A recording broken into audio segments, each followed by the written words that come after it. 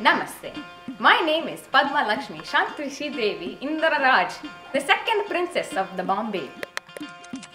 Don't settle for the British silk. Settle for my silk. My silk number 1. It is best in India and it is A+ quality. Hello. It comes in many colors. Blue, like the sky. Let me show you. Let's take a walk on this wild side. Blue. Nice? Yes. Also, it comes in pink, like this plant. Very nice, right? Also, it is black, like my soul. I make this silk with my own spoked wheel, unlike the British who are the exploiting our resources. Call today and only getting it for only 5 crore rupees. Okay, thanks for your time. From your favorite Bombay princess. Namaste and goodbye. Good morning and welcome to my pasture where the grass is always greener. On today's show we have Rani Lakshmi Bai, or better known as Jhansi Rani. Thank you. This is a very lovely pasture. I heard that you lost your mother at a very young age. I also lost my mother at a very young age. Last time I heard she was at McDonald's. How was it losing your mother? It was hard, as can be expected. I was only 4 at the time, and then my father had the responsibility of my care from then on. So, what was your childhood like growing up without your mother? It was not that bad.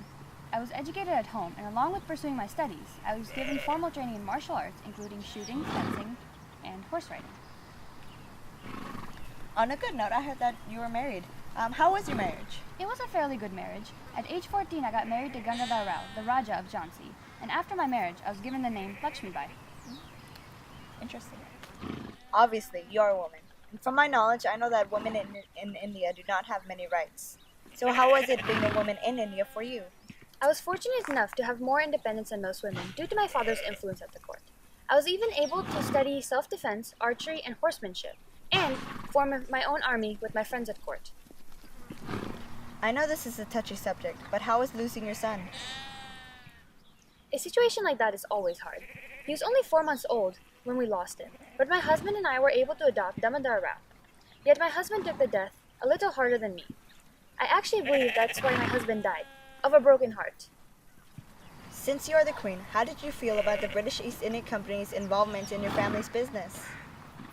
I did not like the treatment of my family. Even though Damodar is not the biological son of the Raja, he is still his son, and he deserves to take the throne.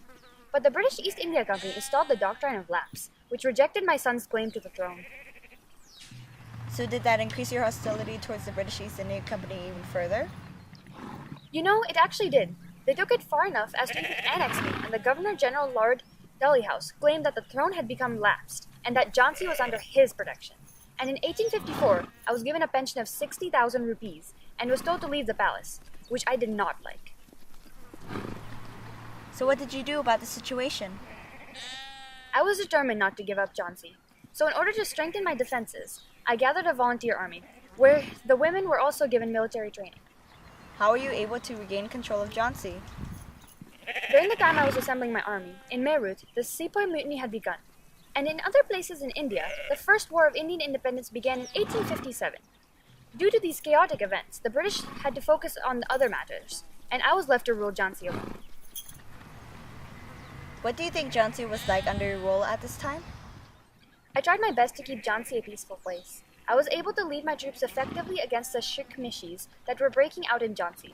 However, I was still hesitant to rebel against the East India Company at this point. Then what finally broke your hesitation for rebellion? I think when the British troops arrived under Sir Hugo Rose in 1858 and laid siege there. That is when I, accompanied by my loyal warriors, decided not to surrender. And the fighting continued for 2 weeks after that. Do you feel as if India and the British East India Company were on the same level of military efficiency? I do feel as if the British East India Company had an upper hand, even though my women soldiers were able to carry ammunition and supply food to the soldiers. The British East India Company had superior weapons technology and had some of the fiercest soldiers, which gave them an upper hand, and placed Indian resistance at a disadvantage. What did you do after the British were able to breach the walls and capture the city? I was able to escape the city. I was disguised as a man, and at night I went over the wall and fled with my son, and the guards surrounding me. Where did you and your son go after escaping?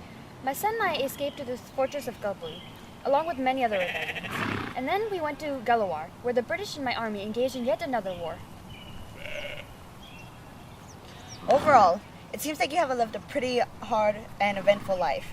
But do you believe that you have earned the recognition you have gotten for being brave and fighting in a battle as a woman? I feel honored for this recognition, but I was just looking out for my son, merely a motherly instinct. Well, thank you for joining me today on my pasture. No, thank you. Thank you for joining me, Betsy the Cow, on my morning show.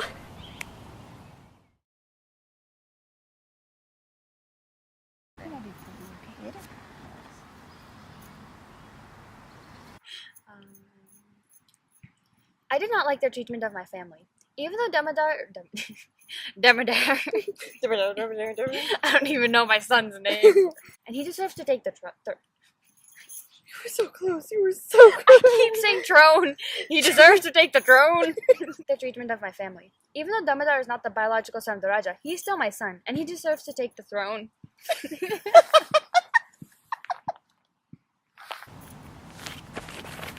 To my milk.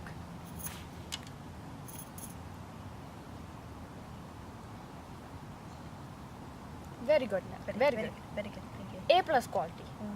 C plus quality. Also, it is black, like my soul.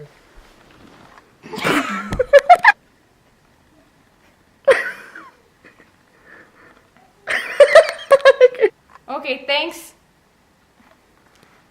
That's so. Okay, thanks.